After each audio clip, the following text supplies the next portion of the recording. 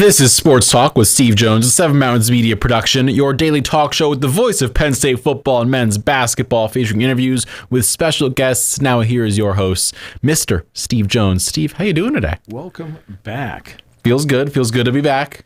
Feels nice. Nice to be in this chair again. Jason, we love you. Or I love Jason. At least. Oh, I think the world of him, you know that. So, but it's good to have you back. It's always good to work with him, but it's great to have you back. It's good to be back. And I mean, I'm sad I missed all of the fun PGA Tour live golf stuff, or at least the beginnings of it. Well, it's going That's okay. It'll get all ramped up big this week because it's the U.S. Open. And so everybody is back together again like they were at the PGA last month.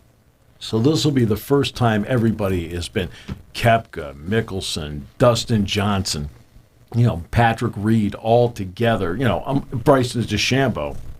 They'll all be playing in Los Angeles this week. So it'll get ramped up even more. And if a wrench thrown in, it just got thrown in, which was U.S. Senator from Connecticut, Richard Blumenthal, opens a probe in the Senate towards the PGA Tour Live Golf deal. So now it's got the Senate's attention, which is just always fun. I was kind of hoping he'd put a bill together to lower our taxes, but that's okay. So, I mean, I'm sorry. I mean, it's like, okay. Like, what do you care? It's a private business. It's like, come on. All right.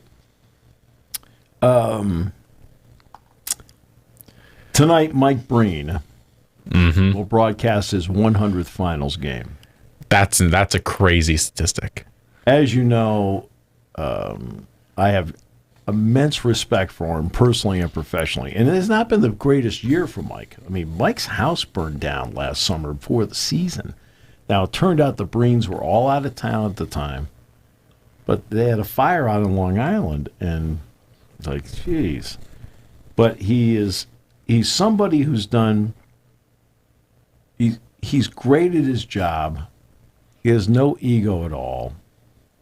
He doesn't do a lot of, you got people wanting to do hot takes left and right. He was on with Dan Lebitard. And let's face it, between Denver and Miami, he was able to get down to South Florida. So Lebitard said, "Can you be on my show?" He said, "Sure." So it was on the South Beach Sessions podcast. I think you download it every day. I do. I've enjoyed Lebitard since he was at ESPN. Yeah. I like his stuff. Lebitard was able to talk to Mike Breen about a variety of topics and finally got him to give a strong opinion on the state of journalism today, specifically the media's tendency to be overly theatric in their criticisms. And Breen quickly replied, quote, "I hate it. Journalism has become criticism, and I hate that people feel that they have to be critical to be considered a good journalist or to be a good analyst. And there's so much out there that it's difficult to put yourself in their positions. We all make mistakes. I make mistakes on the air. Players make mistakes on the court. And it's just become too critical." And it's not just having to be critical. It's the words that they are using in the criticism. I've always felt I'll criticize somebody, but I'll only use words that I would say to their face. Why would you crush people when you criticize them? There's a respectful way to do it. And I think a lot of people have gotten away from that, and that bothers me. He is echoing what I've said for a long time.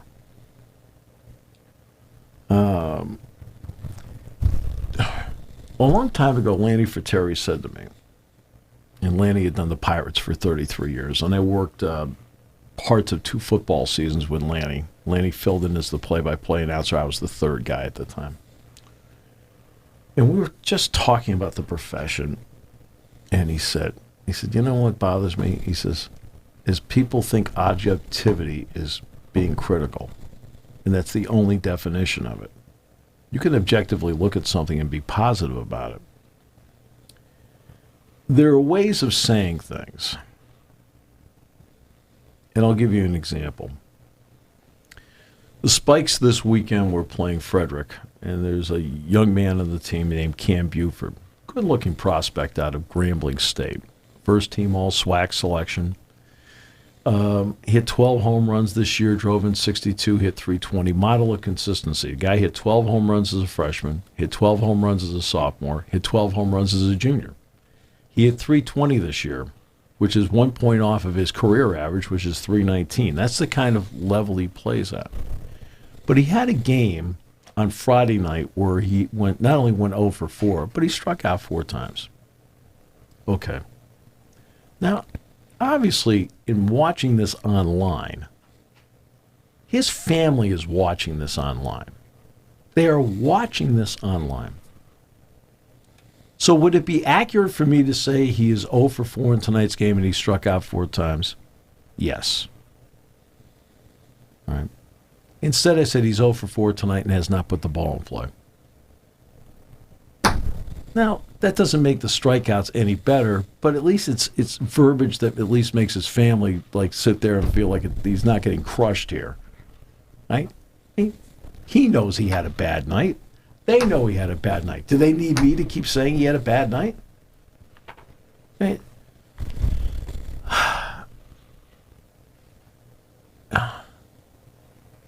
I think there's too often I just spent a day on Thursday with a group of really terrific, responsible journalists. The women and men that cover Penn State football, Penn State sports. I'm there with Rich Scarcella. I mean, I'm going to miss people here, so I apologize. But John Sauber, Rich Scarcella, Mark Wogenrich, Audrey Snyder, Mark Brennan, Nate Bauer, Sean Fitz was there, Ryan Snyder, Thomas Frank Carr. I mean, I'm going through a list here off the top of my head. I saw Donnie Collins on Tuesday night from Scranton. Donnie did not come down for the deal on Thursday. I saw Donnie Thursday night in Scranton. All right. And I'm just touching the surface, everybody, in terms of the long list. I mean, of women and men who cover Penn State football, and I think do a great job. And they're responsible about it. In my opinion. And if they levy criticism, it is done in a respectful, intelligent way. It's not what we see on the national scene, where it has to be, can I top you? So you sit there and you say that, if we're sitting here and we're talking Syracuse basketball, and I'm and Jim Bay in the program, and and you're going over the top with it all the time, and we're trying to top each other as to who has the best big word that will stick out to everybody and be the hot take. You're not doing a service to the listener or the reader or the viewer. And you can't sit there and play to the negative crowd all the time. There you go. He tells it like it is. Tell it like it is. Tell what like it is? For one thing, the closer you get to it, obviously the more you know. So, for the most part, you know why something's happening, and for the most part, you know why something is not happening or not working. Just the way it is. And as I've said many times on the show, I think I know a lot about football. I don't know nearly as much as James Franklin and his entire staff know. Just like when it comes to broadcasting, I think you'd expect me to know more about broadcasting compared to what they know. They know a lot about broadcasting, but not as much as I know. Okay? So flip it. Mike Rhodes and his staff. As much as I know about basketball, and I've been around it for 41, 42 years, broadcasting it, they still know way more than I do. And I respect that. And that's why when I do interviews, they know that. They know what my policy is on interviews. I told them. I said, I will ask you questions. I won't question you. Okay? But it doesn't mean you can't sit there and ask questions.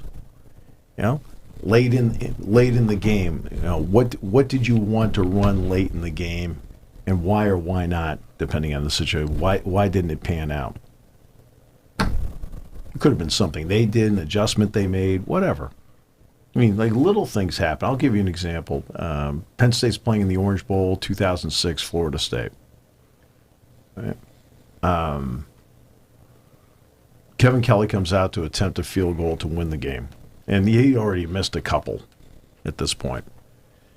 And I think it was like a second down play, maybe a third down play. I think it was a second down play, if I remember correctly. And they called a fake. They actually called a fake.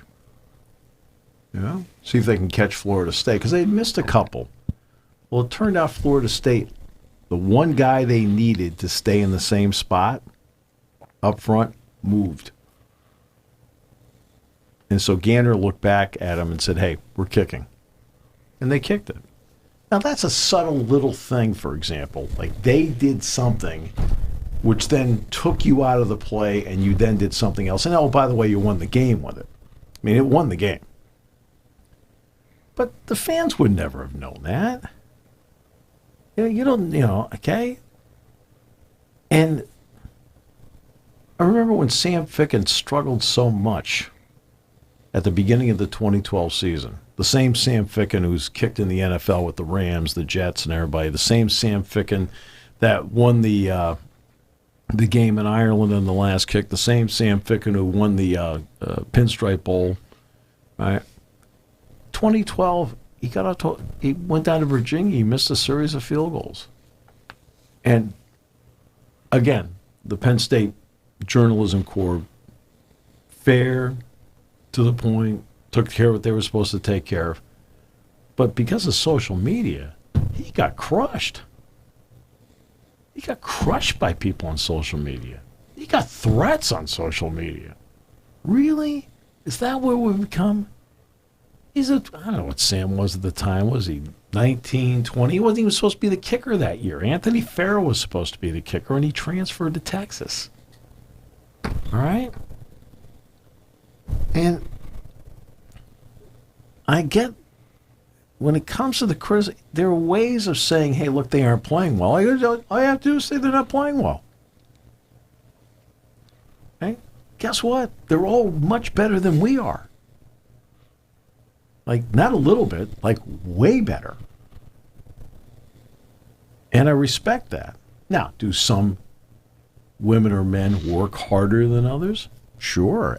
Because, let's take football. You got 125 personalities there. Basketball, you got 13, or depending on, women's basketball, 15 personalities. They're all different. Some are highly motivated, highly charged. Some think too much. Some don't think enough. Okay? I think they're all different. They're not all the same. Right? And it's up to coaches to figure out, okay, Kyle, I can give a verbal swift kick in the pants to, and he'll respond to it. Or maybe it's Kyle, if I do that to him, he won't respond to it. So I got to take a different approach, whatever. Right? And Mike's not incorrect here. Right? It's become criticism. I hate that. Okay, no, if I'm not criticizing, I'm not being fair.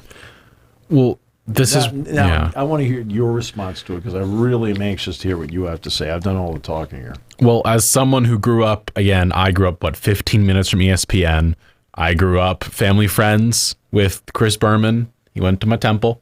Oh, very nice. Great man, ESPN. I love so many of these personalities. Chris Berman has never been critical of anybody. No, he hasn't been. Him, Stan, everybody that was at ESPN for a very strong... Stan. I'm trying to think of who I'm thinking of. Basically everyone. Neil Everett, Stuart Scott, Stan Everett. You're talking about Stan Verrett. Stan Verrett. Neil Everett and Stan Verrett. Really good. Awesome. Really good. All of them, amazing. All those guys, stellar. Yeah. And then it started with, I think it was whatever Stephen A. Smith and Skip Bayless' show was. That was kind of when you saw all of a sudden this gradual shift to where so many sports media outlets are, where it's criticism and trying to figure out the hottest take to have. Right. And Draymond Green saying, well, the new media doesn't criticize people. It just talks about it. And I think the herald of what Mike Breen wants this media and journalistic space to be, and I agree, is Pat McAfee.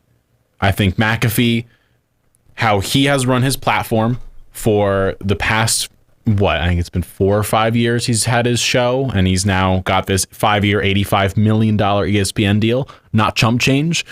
They're bringing him in because so many sports programs have that issue of they're just hot takes and they're criticism and they're not discussion and they're not complimentary. Right. But then you've got guys like a McAfee who are just, he's said it in he did, I believe, a 5-minute or so video and talked about it at the start of his episode when they got this new deal with ESPN, being like, yeah, we're not changing. And like, we're coming over there to be just happy. That's why Aaron Rodgers wants to talk to Pat McAfee. He doesn't want to go on, talk with Stephen A. He doesn't want to talk with anyone else. He wants to talk with Pat because Pat just wants to have a conversation and just chat. Yeah, the only thing about Pat McAfee is, just from a personal point of view, he could swear a little less. He could swear a little less, and he said they're gonna cut it back a little bit. There's a lot of things they can't say. I mean, I don't mind him being him. Yeah, but at the same time, a little, yeah. I mean, as somebody who grew up in the medium, yeah, he can swear a bit. He has a little bit of a sailor's mouth. But at the end of the day, I'd rather have to deal with that, and I think ESPN is okay with it, than deal with more of the same, which is more of this shouting at one another. I mean, we don't know, I think, where Shannon Sharp is going as of this moment after he's leaving Undisputed with him and Skip Bayless. I mean, that show, you got the hottest of takes coming out of it. You've got guys like Nick Wright, who, Syracuse grad, I love him, but he just doesn't talk in fact or in what's happening. He just throws out takes. Coward now has become throwing out things left and right and seeing what sticks. I mean, all these guys are just throwing things at the wall, and it's gotten away from what Mike Breen said of, I just want there to be some chatting and not just criticizing people every day. I want to hear about the positives of someone's game. Like everyone, the whole discussion, and this is like the main talking point of LeBron or Jordan. It's always like, oh, well, this person couldn't do that and this person can't do this. Why are we talking about what they can't do versus what they could do? I mean, that's where you're picking a fight for no reason. I mean, in soccer, it's Messi or Ronaldo. It's like, oh, Ronaldo is terrible at this and he can't do this, that, and the other. I don't care. He's one of the greatest to ever play. Give him his plaudits. If your team didn't have either one and you had a chance to sign either one, would you? Either one of them, yeah. Then you're done. Yeah. Real simple. If I have a chance, okay, I don't have Michael Jordan or LeBron James in their prime, okay? And my team has a chance to sign either one of them. Yeah. The first one that says yes, I'm taking. Whoever can get me the contract back faster is who is going to be on my team. Right. And the idea that we can't say that, or I can't be a LeBron fan but also love Jordan, or be a Jordan fan and not also love LeBron, is psychotic. I get it. If you're talking badly about a rival, that's one thing. Talking about a rival, someone you've never really liked, okay, whatever. That's a different side of this. But if you're just openly criticizing someone, it just, I don't want to watch. I just don't. There's so many guys. Everyone has known me for a long time. I'm a diehard Red Sox fan. You ever hear me say anything negative about Derek Jeter? No, never. All I've said about Derek Jeter is like, okay, let's honestly look at clutch hitting, the whole thing. I said, but in the field, he's a good shortstop, not a great shortstop. Oh, what a horrible criticism. And I think he has either a necklace or something that has 56 or something like that. It was the number of errors he made his first year. It reminded him that, like, hey, look, he's always been a good fielder, not a great fielder. That's okay. He has, some games he has great games. It doesn't matter. What, that's a criticism? I mean, come on. my only criticism of Aaron Judge is now this time he got hurt because of effort. I mean, like he crashed into a fence. Mm-hmm. That's the Ken Griffey. Crash into a fence. I mean, why do you think Ken Griffey didn't hit 700 home runs in his career? He has a lot of time in the at that time it was called the disabled list because he kept crashing into walls. In other words, I'm trying harder than anybody out here. It's like, Ken, the wall does not give. But it gave Freren. Yeah, but yeah, it did. It did collapse, and he was fortunate because he could have broken that toe. But what's the? I don't understand the need to nitpick. There is no need. Sometimes you lose a game. And you can go back and look at various reasons as to why it happened. Look, it's a lot of times I always love it. And they screwed up the final play. All right, well, there was 82 plays before that. Okay, Mm-hmm. like was there another play in there that like could have possibly swung it? Right? You can't be too simplistic here. You for 3 hours, good things and bad things happened. Okay, and there's always. It seems like there is a tendency to lay blame. And it seems like there are some people in this, and I mentioned, like I said, my respect for the Penn State media, because they don't do this. But you read some stuff from across the country sometimes, and like, wait a minute, hold on. Like, it's time to lay blame. Right? Well, winning and losing sometimes it's like that much. Mm-hmm. I'm just holding people who just listen to this. I'm only holding my fingers a half inch apart. And sometimes it's that much. Penn State played a game in 2017 at Iowa. Saquon Barkley had one of the greatest performances I've ever seen anybody have. And I got the privilege of sitting there in person and watching it. Yet Penn State's losing the game on the final drive of the game. And Trace McSorley hit a big fourth down pass to Asai Blacknall. They finally drove downfield. Last play of the game. McSorley takes it. Barkley stays in the block. He picks up Josie Jewell on a blitz, throws it over the middle, clears Deshaun Hamilton, and gets the ball to Juwan Johnson in the back of the end zone for a touchdown. Now, that's crushing for Iowa. Crushing. Right? And it's joy and ecstasy for Penn State. What's the difference between the two? On that night, it was that much. Right? And you were happy and relieved that you were on the winning plane going home. Right? That much. And I've done a lot of games where that much went the other way, too. And it's crushing. Where everybody lays it out there with everything they have. And you walk out of there going, what a great game. Now, you'll walk out of there. Some people not. Some people will walk out of there and go, great game. Like, this. Oh, okay. It's everybody laid everything out there. I'm not saying everything's hunky-dory all the time. As I told you, I did a fixed game. Yeah. Penn State Northwestern in basketball. Hunky-dory? No, that deserved criticism. You had people that weren't trying deliberately for money. Right? Now, that should be criticized. Right? It takes away the integrity of what we're watching here in front of us. The Boston College scandal with Rick Kuhn and others. Right, which was labeled in a 30 for 30, was really well done. And it's alluded to at the end of the movie Goodfellas, because Henry Hill was involved in this, right, with a guy in Pittsburgh. And it's alluded to at the end of Goodfellas. It's kind of alluded to a couple of times in the movie, right? And you know what they're talking about. But you had guys that are alleged to have not been trying for money, trying not to win. Now, that should be criticized. But when you're giving it everything you have, that's why, I know I told the Tommy Armour story. But I'm not going to do that again. That these guys don't stink. They're just not as good as somebody else.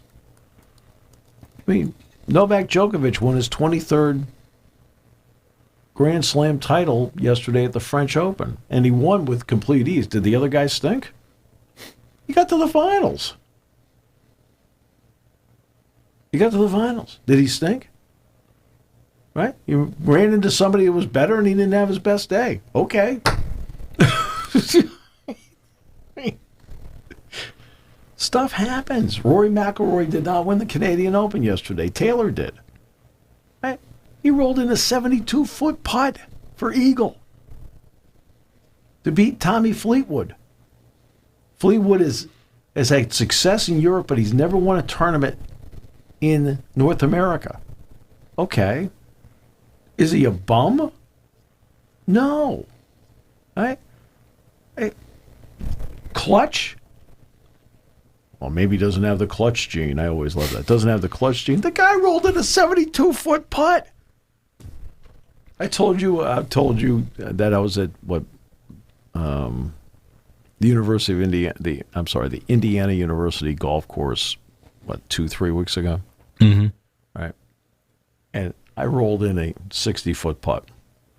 Right, and Eric Soar, who had played on the Indiana basketball team, was in my group, and when it went in, he fell back. I goes, "Oh my God!" Right? Now, you want to know how much skill it took for me to hit that putt? Virtually none. Okay, I just happened to hit it in the right spot, and it kept tracking, and the son of a gun went in. Okay, now was it a great throw for me? That stuff happens.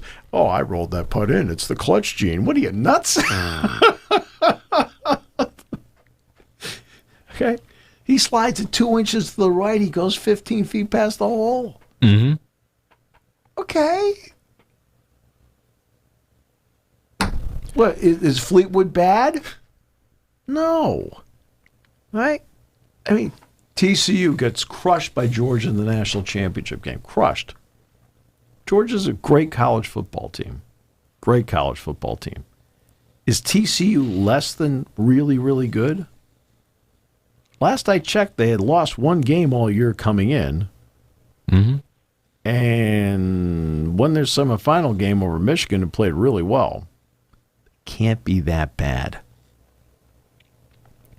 I am a soccer fan, as you know. Yes. It was a very long Premier League season this year.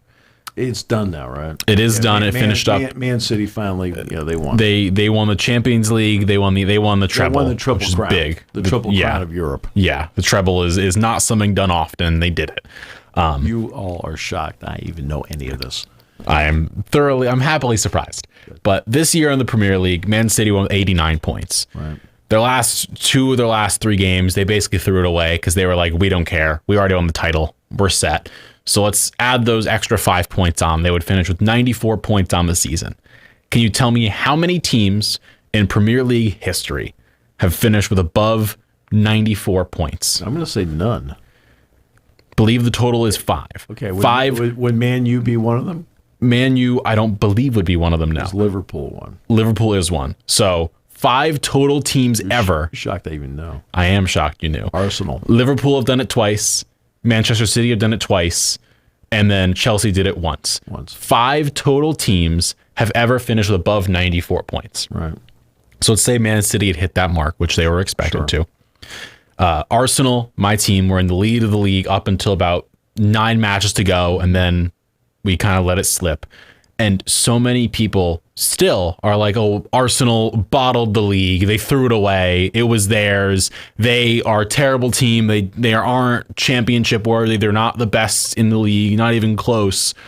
5 total teams ever in a league that's been around for like 100 years have ever hit that high of a number. Right.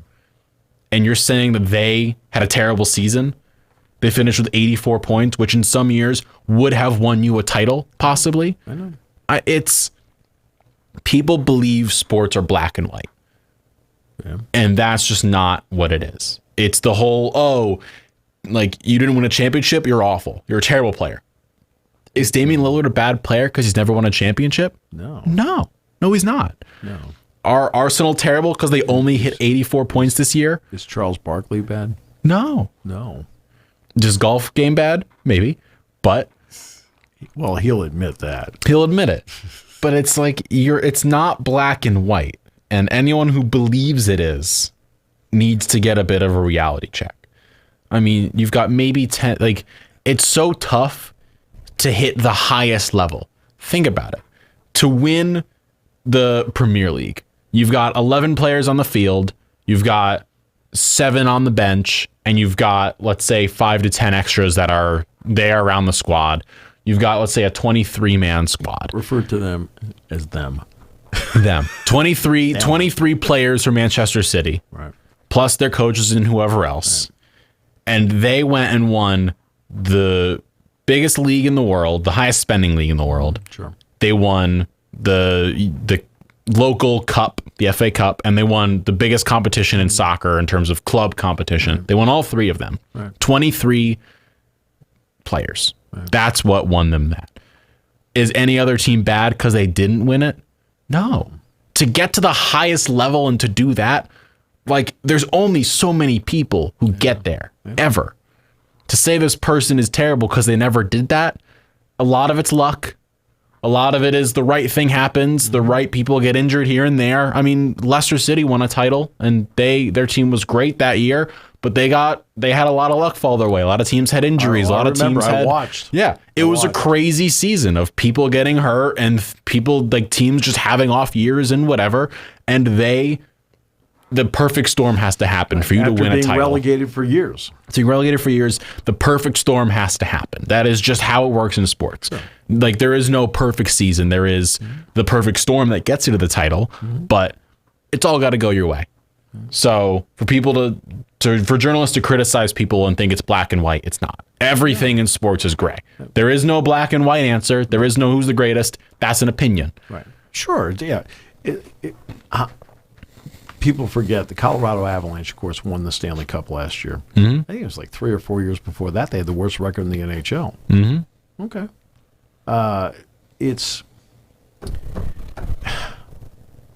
You can criticize without going over the tops. You can criticize through analysis. Okay. So Miami's going to play Denver tonight. If Denver wins, is Miami bad? No. Right. In fact, so let's analyze why they're at this point. To the credit of the Denver bench, when Jokic went out with his 5th foul, they did a great job of making sure that they kept Miami at arm's length. They hit, Murray hit just enough shots. Brown hit a shot.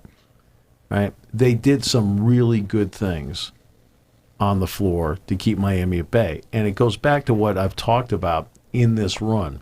Miami, when they have struggled, have not been able to hit their threes. When they've hit their threes, which during the regular season, that was not their MO. As we pointed out, 82 games, they shot 50% or better from three times. All right. Well, they did it 3 times against the Celtics, won all 3 games. The one game they won in this series, they shot 48% from 3. So something that had not been their MO in the regular season has become their MO in the postseason and has become a barometer as to what their performance is going to be. Did I just criticize Miami with big words, or did I just analyze how it's gone? You analyzed how it's gone. Right? That's all it is. Okay? I want to compare Jokic to Embiid. Who cares? If you had a chance to get either one on your team, would you take them? Yeah. That's done. It doesn't matter to me which, right? If you're a Philadelphia fan, you want Embiid, right? You just don't want him traveling down I-95 right now because he'll go to a detour.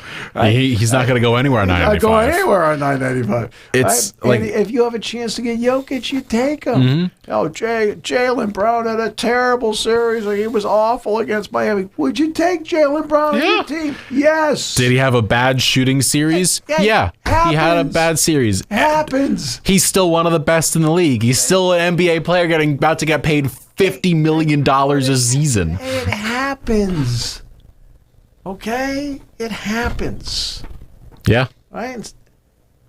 And it's like, you sit there and people can't accept words like that. I'm not talking about the vast majority of people. Most people are like they're really supportive of the whole thing.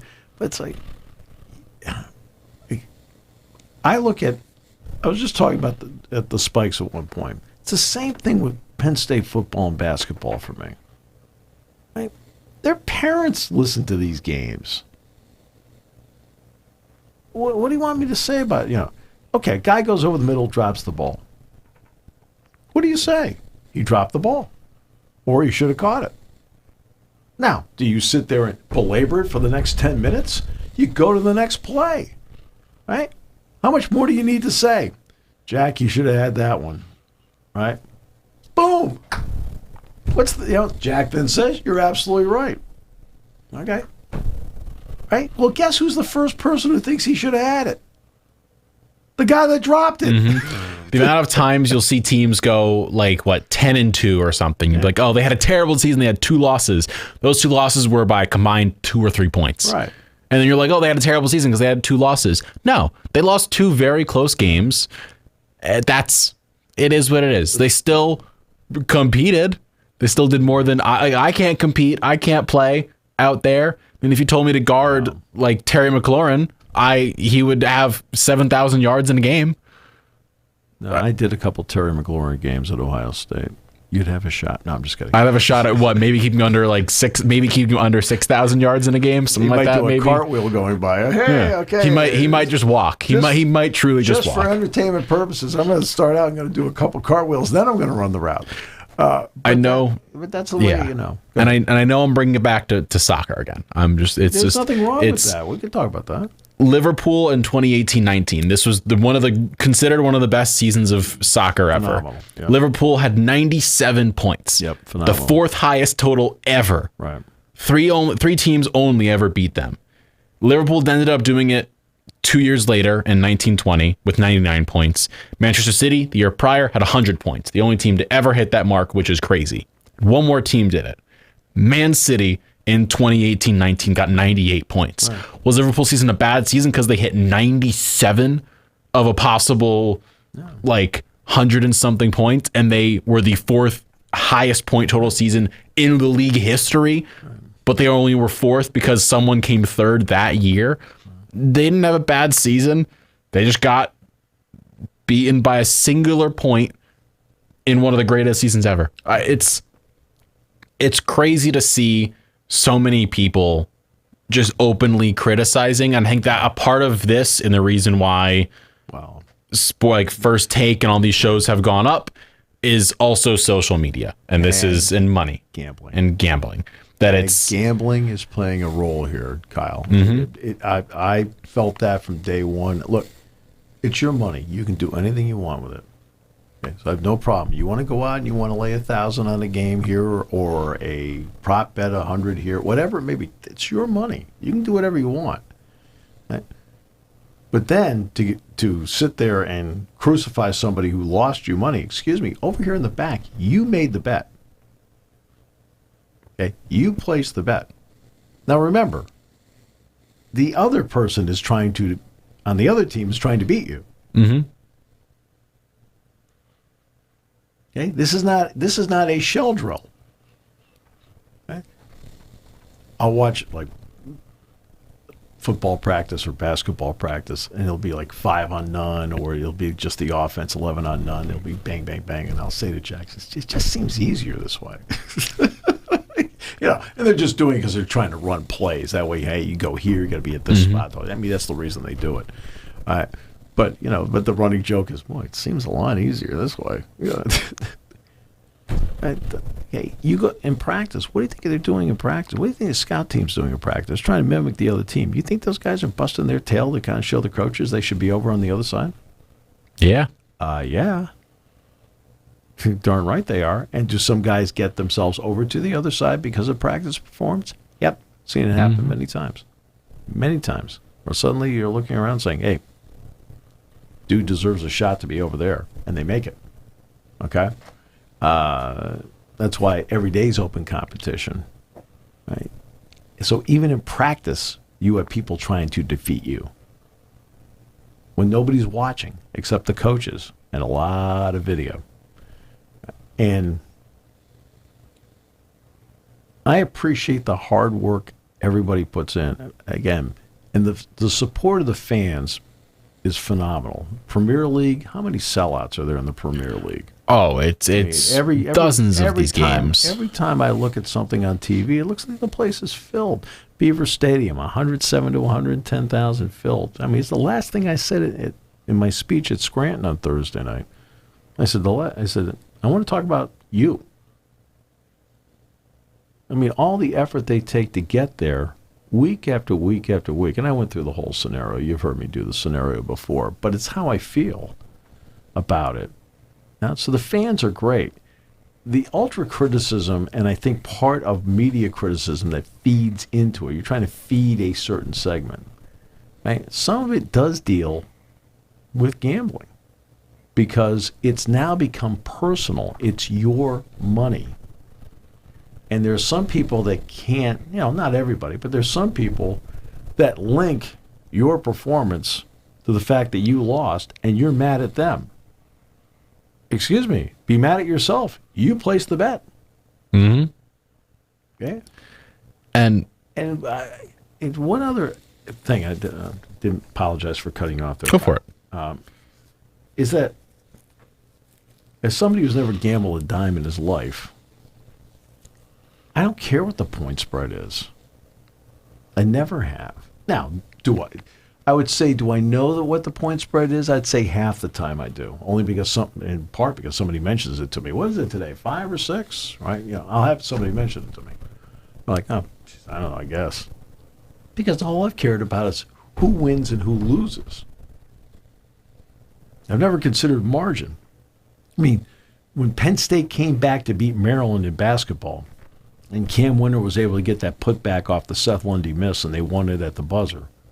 Penn State that game was down at 16 at one point. Right? I'm sure there are a lot of people that follow Maryland basketball that just crucified that team. Well, guess what? It's a 40-minute game. In 40 minutes, who had more points? Does it matter what sequence it came in? There is a recency bias in sports. It is always the last thing to happen is what matters most, which sometimes it's a valid point to make, but for the most part, why does the last 10 seconds of the game matter more than 10 seconds earlier when I was driving down and I whiffed a layup? And I just completely whiffed it, and we end up losing by 2 at the end of the game. Sorry. Those 2 points go in. I'm so sorry. I know. It happens. Done it before. Done it many times. But let's say that happens. Let's say Jimmy Butler going down, drives, misses a layup. Should make it. The Heat lose by 2. Right. But you care about the last 10 seconds more than that layup, which happened in the end of the first quarter. Well, I already gave you 2 examples. I gave the Cam Winter example, and I gave the Jawan Johnson example against Iowa. Those are the last plays. Now, Penn State won both. It's memorable beyond words, right? But the full 60 minutes, I mean, to be honest with you, in the Iowa game, Penn State was the better team for the full 60 minutes all night long, yet they were still losing the game. They couldn't finish off. Barkley had a night beyond words. You're like going, how are they losing this game? There is a single time where I can remember in terms of like a series or a game where I cannot think of any criticism for any player bar a stupid decision, which is the 7-game series Cavs-Warriors, where the Cavs came back. The only thing that's ever criticized is Draymond Green being Draymond. Outside of that, no criticism. You can't say LeBron and Kyrie didn't try for those 3 games they lost because they put up Herculean efforts through every single game, and everyone tried every game. Matthew Dellavedova put his heart out. Danny Green played. They all played really well. They all tried. You never hear criticism of Steph Curry and Klay Thompson for that. They just got beat by an immovable object. Liverpool with 97 points. They got beat by one of the greatest seasons ever. But you don't hear criticism of them because they don't deserve criticism. No one should be criticized. I mean, these guys get to the top level of their profession. Only so many people get there. You're not there. I'm not there. So for us to say, how dare you had you're a terrible player? No. Well, I think He's a great player. He got where he was because he's great. I think you make a great point when you're saying when people come time to compare the greats and they start nitpicking criticisms. Wait a minute. Hold on a second. People pick out the most niche, specific statistic from one line of a 70-page report. They're like, this proves my point. And I'm like, I don't care. What does the rest of it say? Will Chamberlain couldn't shoot free throws. Excuse me, here in the back. How many would want them? Yeah. Joel Embiid is better than Shaq because Shaq can't shoot free throws to save his life. And what's your point?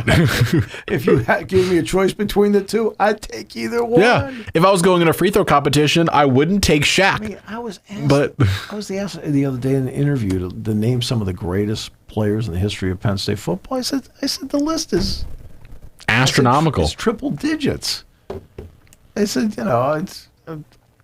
name me your Mount Rushmore. Yeah, I know. Okay, well, how many Mount Rushmores do I get? Can I keep going? I always love the name my Mount Rushmore. Okay. There's certain things in this business. Name my Mount Rushmore. Hate that. Mm-hmm. Can't stand GOAT. his legacy. Mm-hmm. Can't stand GOAT. Mm-hmm. All right. I can't stand any of that stuff because what you give to one sometimes you take away from somebody else. So if I'm sitting there saying, well, Mike Reed and Lenny Moore, right? Well, what? Okay. But did Trace McSorley have the clutch gene? Yeah. Right. Yeah, the clutch gene. That's another one. Like the clutch gene. Oh, for God's sakes. Or how LeBron isn't as good as Jordan because LeBron passed. Okay. How dare he? How dare LeBron pass the ball for once in his life? And Jordan passed it twice. Yeah. To win. One to John Paxson and one to Steve Kerr. And they both hit the shots. Because why? Because he was open. So he passed it to him. I'm telling you, see, he didn't want to take the shot. Yeah, LeBron never wants to take a shot. Though that game winner against, what was it, Orlando, where he drilled like the 35-footer, he didn't want to shoot it. The runner against the Raptors, where he's running baseline, throws it like this off the backboard, doesn't want to shoot. He doesn't have the clutch gene. He's not clutch. LeBron's not a clutch player. How dare you say he is? I just thought Mike had great points to make. Look, in sports isn't all lovey-dovey and kumbaya. It's not. No. Okay, it's competition.